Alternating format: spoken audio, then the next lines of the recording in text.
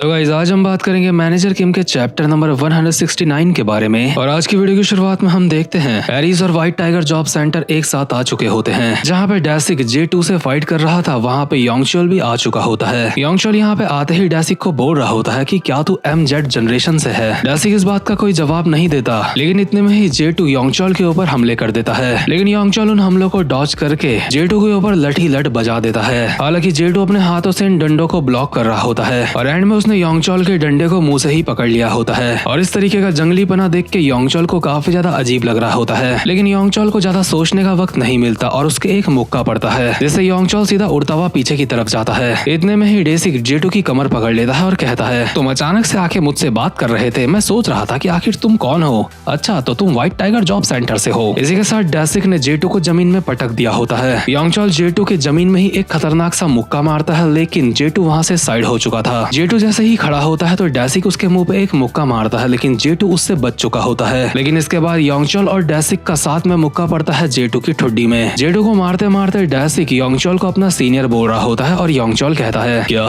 Senior? आखिर मैं तेरा सीनियर कब बना? डैसिक कहता है, तुम्हारी उम्र के हिसाब से तुम मेरे सीनियर ही तो होंगे। बच्चे तू सच में काफी ज्यादा फनी है। ये दोनों अभी लगातार J2 के ऊपर हमले मारे जा रहे होते हैं और J2 अपने हाथों से उनको ब्लॉक करते हुए अपने मन में कहता है, मुझे तो लगा था व्हाइट टाइगर जॉब सेंटर और एरीज के रिश्ते एक साथ अच्छे नहीं हैं। अगर ऐसी बात है तो ठीक है। और J2 बहुत ही स्पीड में इन दोनों के ही काफी सारे हमले करके वहां से आगे निकल लेता है। इन दोनों के शरीर में काफी सारे कट्स लग चुके होते हैं और ये दोनों J2 को देख के काफी ज्यादा हैरान होते हैं। योंगचोल को तो J2 को देख के अभी टॉम ली की याद आ रही होती है, इसलिए योंगचोल डैसिक को कहता है कि हमें साथ में मिलकर काम करना होगा। बट योंगचोल के बगल में खड़े डैसिक के मुंह पे एक लात पड़ती है और वो सीधा दीवार पे जाके चिपकता है। इससे पहले कि योंगचोल कुछ चूंचा कर पाता, उसके मुंह पे भी एक मुक्का पड़ता है। उसके बाद पेट में लात पड़ के वो भी सीधा दीवार में जाके चिपकता है, उसी जगह पे जहाँ पे डैसिक था। योंगचोल की लात इतनी खतरनाक पड़ी होती है कि योंगचोल और डैसिक वो दीवार तोड़ के पीछे की तरफ चले जाते हैं। इतनी मार खाने के बावजूद भी योंगचोल कहता है, इस बंदे के अंदर बिल्कुल भी मैनर्स नहीं है, लेकिन मानना पड़ेगा ये काफी ज्यादा ताकतवर है। आखिर ये इतना ताकतवर है कैसे? ये सांड बिल्कुल किसी ट्रक की तरह लगता है। नॉर्मल मुक्को लातों से इसके ऊपर कोई भी असर नहीं होने वाला। लगता है इसकी बैंड बजाने के लिए हमें इसके ऊपर एक खतरनाक सा हमला करना पड़ेगा। ओए गंजे, तुझे फाइट करते हुए देख के मुझे एहसास हुआ कि तू प्रो रेसलिंग वगैरह भी देखता होगा, है ना? अगर ऐसी बात है तो तुझे टैग टीम्स के बारे में पता होगा। और हाँ, योंगचोल ने उसको गंजा नहीं बोला, वो मैं अपनी तरफ से बोल रहा हूँ। डैसिक कहता है,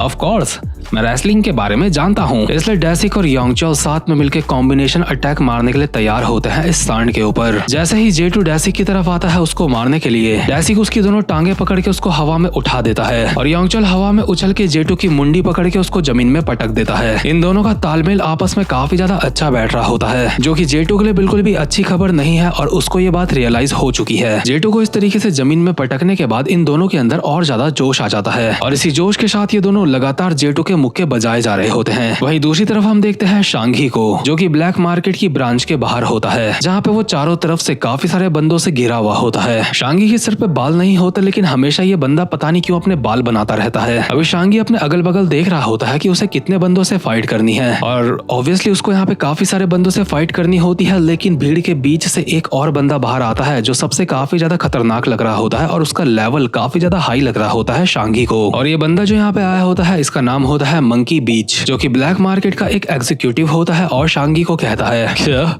ये तो एक गंजा है? शांघी कहता है, क्या तूने मुझे गंजा कहा? जरा अपने आप को देख, तेरे बाल भी बहुत ही मुश्किल से तेरे सर पे टिके हुए हैं। क्यों डायरेक्टर टॉम ली, मैंने सही कहा ना? लेकिन शांघी देखता है कि टॉम तो यहाँ से गायब हो चुका है, वो यहाँ पे है ही नहीं। इतने में ही मंकी बीच शांघी के ऊपर अपने चाकू से अटैक कर देता है, लेकिन शांघी अपनी मुंडी साइड करके वहाँ से बच जाता है। लेकिन शांघी के सर पे जो 20 बाल थे उनमें से 5 बाल इस चाकू के हमले से कट जाते हैं और ये बात शांघी को बिल्कुल भी अच्छी नहीं लगती, इसलिए वो कहता है, ओए तुझे पता है तेरे लिए और मेरे लिए क्या जरूरी है, इसलिए तुझे ऐसी चीजों के ऊपर हमला नहीं करना चाहिए। एक तो ये पहले ही बहुत सारे थे यहाँ पे और अब एक ये आ गया। इस बंदे का लेवल बाकियों से काफी ज्यादा अलग लगता है मुझे यहाँ पे दिक्कत होने वाली। लेकिन इतने में ही यहाँ पे मैनेजर नैम आ जाता है शांघी की मदद करने के लिए और कहता है, क्या अभी अभी तूने लेवल्स की बात करी, अगर बात लेवल्स की हो रही है तो मैं कॉस्मिक लेवल पे हूँ। तो मिस्टर, क्यों ना हम साथ में मिलके मजे करें। हम यहाँ का मामला संभालते हैं, बिल्डिंग के अंदर देखने की हमें जरूरत नहीं है। और नैम ने ऐसा इसलिए कहा होता है क्योंकि बिल्डिंग के अंदर टॉम ली और मैनेजर किम जा चुके होते हैं। टॉम और मैनेजर किम जैसे ही बिल्डिंग में आगे की तरफ जा रहे होते हैं तो उनके सामने एक टकला आता है जो कि ब्लैक मार्केट का एग्जीक्यूटिव होता है। इससे पहले कि ये टकला टॉम और मैनेजर किम के ऊपर कोई भी हमला कर पाता, टॉम टकले के मुंह पे मुक्का मार के उसको काफी ज्यादा दूर फेंक देता है और कहता है, जो सामने आए सबको तोड़ के रख दो,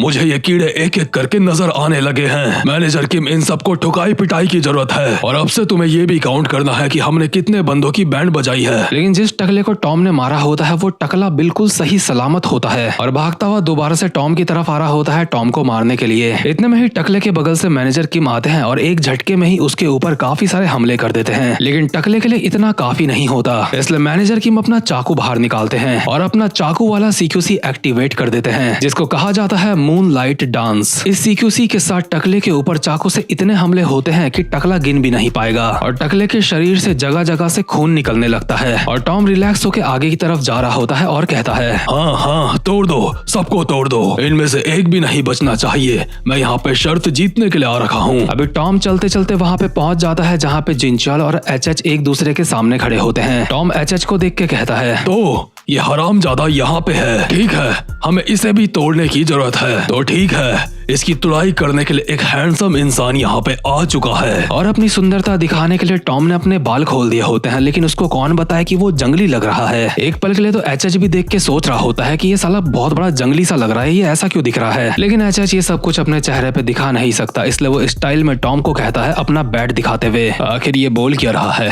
क्या ये पागल हो चुका है, मुझे मारेगा, हरामखोर तू है। एचएच के इतना बोलते ही टॉम ने इसके बैट में एक खतरनाक सा मुक्का मार के इसके कांटों वाला बैट ही तोड़ दिया होता है। और ये बैट टूटते ही एचएच काफी ज्यादा हैरान हो जाता है क्योंकि वो बैट कोई ऐसा वैसा बैट नहीं था। इतने में ही एचएच के मुंह पे टॉम का एक मुक्का पड़ता है और वो भी उड़ता हुआ पीछे की तरफ जाता है। एचएच की नाक से खून निकल रहा होता है, लेकिन उसके बावजूद भी वो जमीन में सही सलामत लैंड कर जाता है। और टॉम कहता है, सिर्फ तुझे देख के ही मैं बता सकता हूँ, तू ही यहाँ का बॉस है ना? जिनचाल पार्क, आखिर तू यहाँ पे काउंटिंग कैसे करने वाला है? अगर मैं इस बंदे का यहाँ पे बैंड बजा देता हूँ तो क्या इसका मतलब ये होगा कि मैं तुझसे शर्त जीत जाऊंगा? जिनचाल कहता है, ऐसा नहीं हो सकता, शर्त तो मैं जीतूंगा, लेकिन अगर इस बंदे का तू मुझसे ज्यादा कुत्ता बनाता है तो तुझे 2 पॉइंट मिलेंगे। इसी के साथ ये दोनों दरिंदे एचएच की तरफ बढ़ रहे होते हैं और टॉम कहता है, तो ठीक है, देखते हैं ये किसके मुक्के से डाउन होता है। और एचएच जब इन दोनों को अपनी तरफ आता हुआ देख रहा होता है तो उसके मन में यही चल रहा होता है कि आखिर जो वो देख रहा है ये हो कैसे सकता है। आखिर इस जंगली ने एक मुक्के में उसका बैट तोड़ कैसे दिया। वो बैट कोई मामूली बैट नहीं था, वो किसी को टॉर्चर करने के लिए बनाया गया था जो कि खास तरीके से बना था। और अगर इन दोनों के जैसे जंगली साथ में मिल जाते हैं